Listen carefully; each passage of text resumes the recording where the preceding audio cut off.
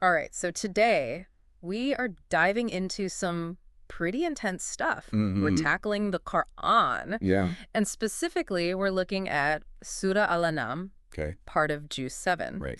Now, I'll be honest, this text, even for a word nerd like me, Yeah. it can be Sure. it can be a bit of a challenge. Absolutely. But that's what these deep dives are all about, right? Exactly. Uncovering some of those golden nuggets of insight. Absolutely. And I have a feeling we are in for some serious aha moments today. Oh, I think so for sure. Like, So, to set the stage a bit, yeah. right off the bat, the Quran, it doesn't pull any punches. No, it doesn't. It's like, boom, Well, yeah. one God. One God. That's it. That's it. End of story. Yeah. These verses, like 6.14, Uh, and then that whole stretch from 6.10 to 102, Right. they're laying down the law. They are. Yeah. It feels almost, Mm-hmm. I don't know, revolutionary in a way, It is. Yeah. Like, Absolutely. think about it. It's a big statement. It Yeah. is a powerful statement, especially in the historical context where polytheism was just, that was the norm. Right. This idea of tawhid, oneness of God, that is not just like a theological concept. Right. This is a complete paradigm shift. Yeah. It changes how people, like at the very fabric of how people understood the divine. Yeah, and it really makes you think, like, how would people back then Yes. have reacted to such a bold claim? Sure.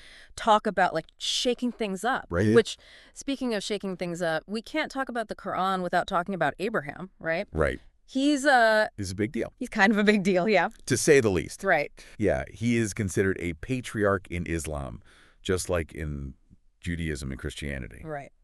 And the Quran tells his story with such incredible detail, especially in verses 6.74 through 83. Okay. And we see him rejecting his father's idolatry, searching for truth in the stars, the moon, the cosmos.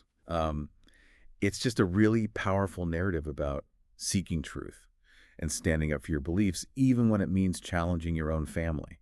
Right, and it's like that, Yeah. that universal human struggle in a way, right? Oh, absolutely. Trying to find your own path, even when it means, Right. breaking away from tradition and what you've always known. Yeah. But what I think is really striking about this story is that Abraham's not just passively accepting things. That's right. He's questioning. He is. He's observing. He's searching for something more. He is. It's like he's saying, don't just tell me what to believe, Right. show me. Exactly. Yeah. And that's a theme that resonates, I think, throughout the Quran, this emphasis on reason and observation Right. alongside faith. Okay. It's not this either situation. Right.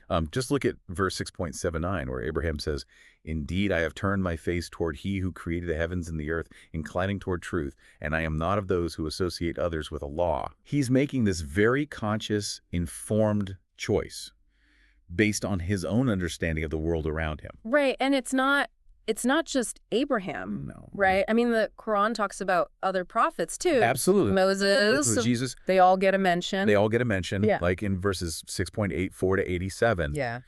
So how does that fit into this whole idea of the Quran as this ultimate revelation? Right. Like, is it saying that these other prophets were wrong? That's a great question. And it's a really important one, I think, for people to think through. Yeah. So the Quran acknowledges these figures as prophets, as messengers sent by God Okay. with important truths to share. Gotcha. But it sees their messages as building blocks, each one paving the way for the final complete revelation, which is the Quran itself. Okay, so it's not necessarily like Right. contradicting. No way. It's more, it's building upon. Building upon, yeah. Yes. Yeah. Like a spiritual evolution of sorts. Like that, yeah. And that brings us to something that always fascinates me about religious texts. Okay. This whole idea of revelation itself. Yeah. The Quran is very upfront about being the literal word of God. It is.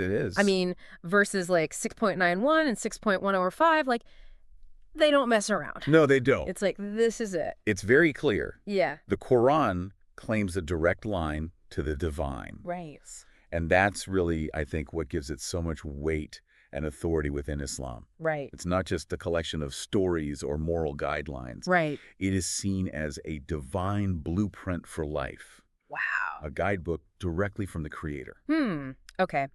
So we've been talking about how the Quran asserts itself, Right. how it views other faiths, Right. even how it was revealed. Yeah. But now it's like, okay, Mhm. you believe this is it. This is the big leagues, the ultimate guidebook. Right. What does that actually mean Right. for how you live your life? Yeah. That's the million-dollar question, isn't it? Right. And I think, the Quran doesn't just leave us hanging. Right. It gives us some answers. Okay. Take a look at verses like 6.32 and 6.44. Okay.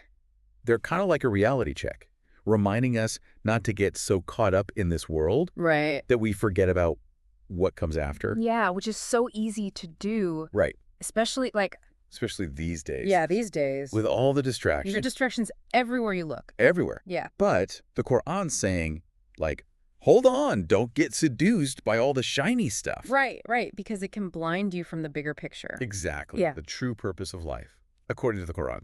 Right. So it's not just about saying you believe. It's also about Yeah. walking the walk. Absolutely. Actions speak louder than words, as Right. they say. Exactly. And the Quran is full of verses that emphasize this link Okay. between belief and action. Right.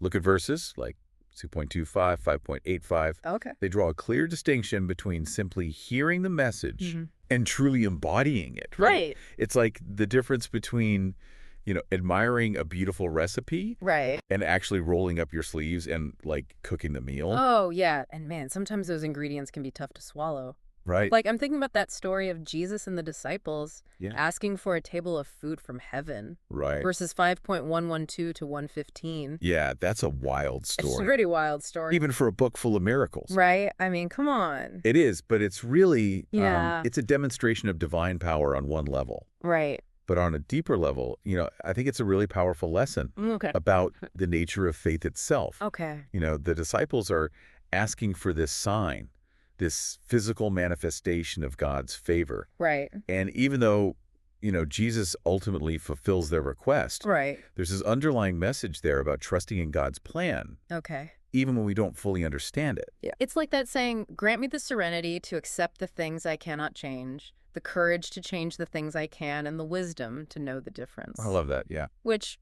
maybe that's a bit too modern for the Quran, but you know what I mean? You get it. Yeah, it's that It is about surrender, isn't it? yeah, surrender, Surrendering to a higher power. trust. Trust, exactly. And that requires, It does. a deep level of trust. Yeah, for sure. Speaking of trust, or maybe lack thereof, Okay. I've noticed this phrase that pops up a lot in the Quran, Right. those who disbelieve. Right. And it's very, Yeah. it feels very pointed, like it's drawing a line in the sand. It is a recurring theme. Right. And I think it's important to understand, kind of the weight that it carries. Oh, okay. It's not just about, identifying those who haven't accepted the message of Islam, Right. but it's really about highlighting the consequences of that choice, Okay. both in this life and that. Right. So it's less about exclusion Yeah, and more about just emphasizing the seriousness of this Well, they- decision, this yeah. responsibility that comes with choosing your own path. Precise. And that kind of leads us to another big one here, right? Yeah. This whole idea of divine justice Yeah. and, punishment, right? Right. And, when we talk about those consequences, Right, they are. Quran does not hold back. No, it doesn't. There are some seriously intense verses Yeah. in this surah alone. Sure. 5.74, 5.95, 6.3. It's Yeah. painful punishment is an understatement. It's pretty intense. Yeah. But I think it's important to remember Okay. that this emphasis on punishment Right. exists alongside this profound message of Allah's mercy Oh, right. and forgiveness. Of course. It's like two sides of the same coin. Totally. Even in verse 5.74, where Right. it talks about, Yeah. Allah's mercy encompassing all things. Right. And then bam. And then bam, right? right after that. This is what you get Yeah. if. It's talking about the fire prepared for those who deny the truth. Right. It's a lot to process, Yeah. Yeah, it's intense. emotionally speaking. Yeah, and I think that duality, Okay. that tension between justice and compassion. Yeah. I mean, this is something that humans have grappled with for centuries. Right, totally. The Quran's reflecting that complexity. Okay. It reminds us that while our choices have consequences, Right. there's always that possibility of redemption, Okay. of turning back to Allah. And speaking of consequences, Right. we can't talk about this without addressing the elephant in the room, Okay. the day of judgment. Right, right. The way the Quran describes it. Oh, yeah. I mean, these verses we pulled out, 6.22, 6.31, 6.93, It's intense. intense is an understatement. The Day of Judgment is absolutely central to Islamic belief. Okay. It's the ultimate reckoning, Yeah. the moment when everything comes to a head. Right. And the Quran uses this incredibly vivid language Yeah. to describe it, Right. painting this picture of both reward and punishment, of paradise and hellfire. Yeah, and it's not just this abstract concept, Right. right? It's all tied back to It's all about that individual accountability we talked about earlier. exactly. Like every action, Every action every choice. matters. Yeah, and each person is responsible for their own deeds. Right. And the Day of Judgment is where those deeds are weighed and judged. Okay, so it's really about acknowledging that Yeah. weight of our choices Yeah. and that our actions really do have eternal implications. Absolutely. Some of those descriptions of hellfire, Right. like even in verse 6.7, Yeah. they're pretty hard hitting. They're intense. They are. Is that something that, like, Right. we're supposed to take literally? Right. Like, is that really what people believe Yeah. awaits them? That is a question that's been debated for centuries. Right, I bet. And I think. The Quran itself doesn't explicitly say Right. whether these descriptions are meant to be taken literally or symbolically. Okay. And there are a range of interpretations within Islam. Right. Of course. But I think, Yeah. Regardless of how literally or symbolically you want to take those descriptions, Okay. I think the underlying message is clear. Yeah. These descriptions serve as really powerful warnings, Right. reminders of the potential consequences of turning away from God. So we've covered a lot of ground in this deep dive. We really have, yeah. Talked about the nature of God, the importance of action, the idea of revelation, this reality of judgment. It's a lot. It's clear that the Quran presents like this complex and multifaceted worldview that really challenges us to think deeply about our place in the universe. Absolutely. And the choices that we make. It does, and it does it really beautifully in many ways. It does. It And I does. think it's important to remember, we've just scratched the surface. Of course. Yeah. The Quran is a text that's meant to be studied Right. and contemplated throughout one's life. Right. It's a source of guidance and wisdom and Yep. inspiration for millions around the world. For sure. So to our listeners, Yeah. as you reflect on what we talked about today, Mm-hmm. think about what resonates with you. Yeah, absolutely. What questions does this raise for you about faith, about action, about the nature of existence itself? Big questions. Big questions, and there are no easy answers. Right. But the journey of exploration, Right. that's often where the most profound insights I think are. so. Absolutely.